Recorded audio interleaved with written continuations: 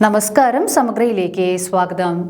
രാഷ്ട്രീയ മഹിളാ ജനതാദൾ സംസ്ഥാന committee Thalassery E Narayanan സ്മാരക ഹാളിൽ MP വീരേന്ദ്രകുമാർ അനുസ്മരണ സമ്മേളനം സംഘടിപ്പിച്ചു.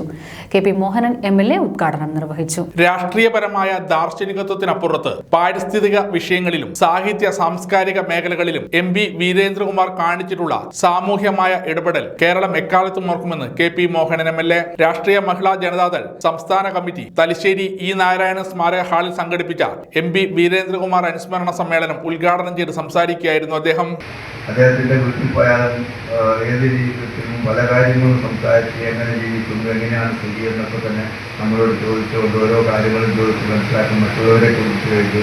പാനൂരിൽ നിന്ന് പോയാൽ നേരെ ആദ്യം ചെയ്തു നമ്മുടെ VK കുഞ്ഞിരാമനെ എഴുതുന്നത്. അങ്ങനെ ഓരോരുത്തരെയും പേരെടുത്ത് അറിയാവുന്ന രൂപത്തിലേക്കുള്ള നേതാവാണ്. ഞാൻ കൂടുതൽ കാര്യങ്ങളേക്കും പറയുന്നത്. എന്തായാലും നമുക്ക് വലിയൊരു നഷ്ടം തന്നെയാണ് അദ്ദേഹത്തിൻ്റെ മരണം കൊണ്ട് സംഭവിച്ചിരിക്കുന്നത്. അതെന്തായാലും ഒരിക്കലും തന്നെ അതിനൊരു ഗ്യാപ്പ് ഒരിക്കലും നമുക്ക് ഇതാക്കാൻ സാധ്യമല്ല. അപ്പോൾ അത്തരത്തിലുള്ള ഒരു മഹാനായ വ്യക്തിത്വം എന്ന് മാത്രമല്ല, ലോകം മുഴുവനും അറിയപ്പെടുന്നു. പോകാത്ത രാജ്യങ്ങളില്ല. മാതൃഭൂമിയുടെ മാനേജിംഗ് ഡയറക്ടർ എന്ന നിലയിൽ മാത്രമല്ല, അദ്ദേഹം പോകാത്ത രാജ്യങ്ങളില്ല. കേന്ദ്രമന്ത്രിയായിരുന്നപ്പോഴും ഒക്കെ തന്നെ അദ്ദേഹത്തിൻ്റെ പ്രവർത്തനങ്ങൾ വളരെ നല്ല രീതിയിലായിരുന്നു. കൊല്ലത്തുണ്ടായിരുന്ന ഒരു ഇതുമായി ബന്ധപ്പെട്ടുകൊണ്ടുള്ള കാര്യങ്ങളും ഒക്കെ തന്നെ അദ്ദേഹം ഉണ്ടാക്കിയതാണ്. അതിൻ്റെ നിലയിൽ ഇന്ന് അവിടെ കേന്ദ്ര ഫണ്ട് ഉപയോഗിച്ചുകൊണ്ട് ഒരുപാട് കാര്യങ്ങൾ ചെയ്യാൻ കഴിയുന്നത് കൊണ്ടിരിക്കുന്നു.